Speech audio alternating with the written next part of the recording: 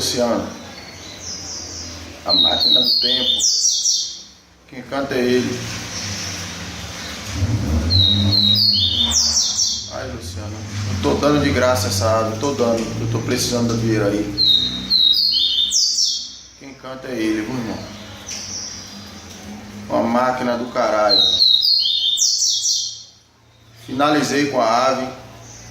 Passou nas 2 vassouradas. Mas só deu 30 cantos. Eu também tinha 2 dias que eu tinha pego na mão do dono, nem o do cara. Tinha pego 2 dias, eu levei pra roda. Aí não levei mais. Mas é uma máquina. Quem canta é ele, irmão. Canta muito. E o cantão.